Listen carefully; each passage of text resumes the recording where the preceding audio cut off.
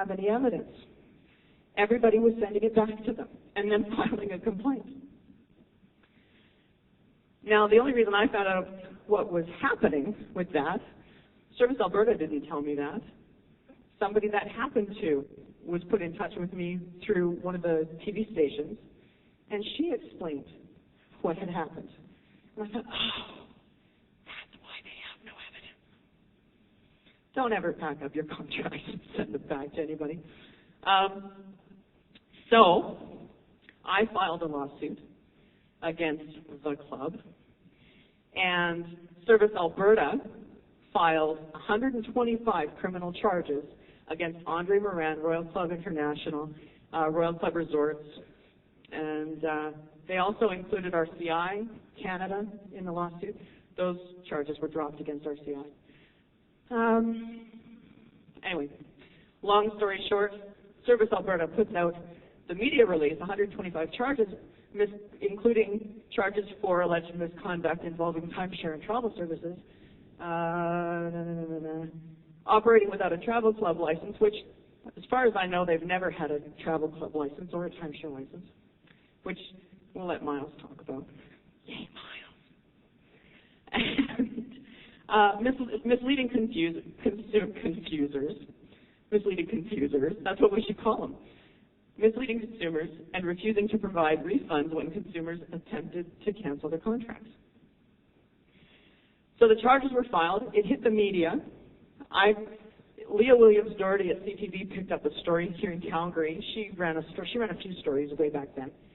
And so Royal Club International had some bad press. So what do? Slide, please. That's Andre Muran, if anybody wanted to know what he looks like. Stop. Click. All right, so Royal Club International is out the window, and in comes, click again, Chateau World. The offices remained the same. The staff remained the same. The telephone numbers remained the same. The only thing that changed were the signs outside. That was it. And they kept going. Slide. So in 2007, the story there, it's long. Andre Muran fired his defense team twice, 2 separate defense teams. The problem Andre Muran had was he had no defense. I was trying to commit fraud is not a defense. And so his lawyers kept saying, you've got to plead guilty, dude. We got nothing. And he fired the first team, and then he fired the next team, and then finally he took a plea bargain. And the plea agreement required that he pay back some money.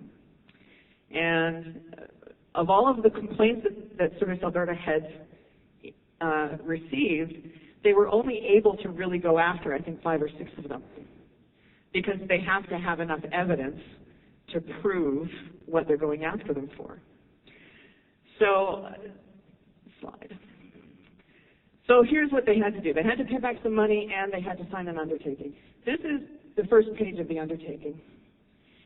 And by the time this happened, they had already been operating under the name Chateau World for a while, but you will notice, click again, right there, Chateau World is included in the undertaking. The undertaking basically says, we promise we are never going to do this again. We were bad, and we will smarten up now.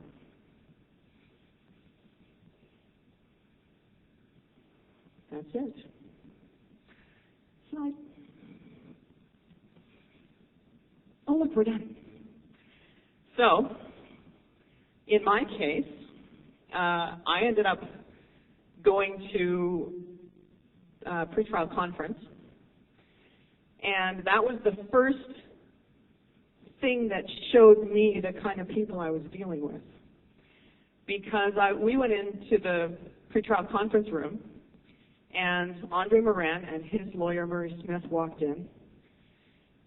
And the judge came and sat down. She was very nice. She was really sweet. I told her the whole story, and she said, okay, Mr. Muran, Mr. Smith, I want to hear your side of the story. And Murray Smith slammed his foot down on the table and said, Your Honor, we have tried to deal reasonably with these people. and they have been completely unwilling to cooperate. There's nothing we can do. You have no choice but to set a trial date. And the judge blinked and blinked again and said, well, are you going to tell me what your defense is? And he said, no, we haven't decided what our defense is yet. And she said, well, I'm not impressed that you don't know what your defense is going to be. He said, oh, well, it'll be something like, they signed the contract, and so they have to be held to the contract, something like that. And she said, you're serious? And he said, yeah. So she set a trial date. First trial date, we go in, and Murray Smith announces to the judge, we're going to need 2 days for trial. We're only scheduled for 1. So we need 2 days. And the judge said, fine. So he put it over. Now, there's a whole lot of other stuff that was happening in here. I got in big trouble because I used the term fraudulent misrepresentation. Apparently, in court, you don't use fraud. Don't use the word. It's the F word. You don't use it. I didn't know. I'm not a lawyer. I didn't know. Anyway, so the judge came down on me for that, but that's a whole different thing. So he scheduled trial again for April 11th and 12th of the following year. Made it preemptive on both parties. That means it doesn't matter what happens, everybody's got to be there. We're doing it that day. So we went home, and within 2 weeks, I had a server at my door who handed me papers. Andre Muran and Murray Smith were suing me, countersuing me, for the money I had not paid on my contract. And they filed a $3.8 million defamation suit in Court of Queen's Bench because I had posted to a website called the Ripoff Report what had happened to me at CHEATauWorld. And they included as victims of my defamation several of their staff members, one of whom I recall I had said she was not the sharpest crayon in the box.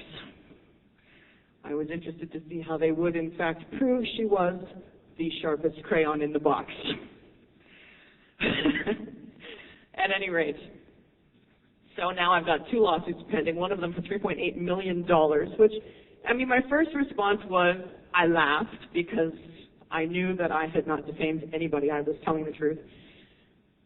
But then you get thinking about it, your mind plays games with you, and I started to pee a little bit because, $3.8 million was more than I've got anywhere. I could probably sell one of my kids, but, that's wrong too. So we continued forward, and I ran searches on the property at Banff. And at that time, I think it was 2006-ish, there was one title on the Banff property, just one. And it had pages of liens on the property from contractors who hadn't been paid, people who had done tens of thousands of dollars worth of work, and then they were told, yeah, we're not going to pay you.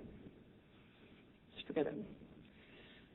So I started to realize, even if I win my lawsuit, I'm never going to get my money back because all of these judgments, there were judgments also against the companies, reams of them, and nobody was getting paid. So I realized this is a loss. I'm never going to get my money back through this lawsuit. I consulted with a lawyer, and the lawyer said, yep, you are never going to get your money back. He said, contact Murray Smith, the lawyer. Tell him, look, let's just agree to withdraw from the case. Mutual withdrawal, no cost to either party. We'll just say done is done. Because it's just going to be a waste of the court's time. I said, okay. So I contacted Murray Smith. This was probably a couple weeks before trial. And I said, look, Murray, I've been running checks on the property, yada, yada. I realize there are judgments against Andre that go back 15, 20 years. Nobody's getting paid. Let's just agree to disagree and walk away. No cost to either party. And Murray Smith shouted into the phone, you, madam, have a personal vendetta against my client. I am not willing to discuss a discontinuance with you. I am not willing to negotiate with you. And what's more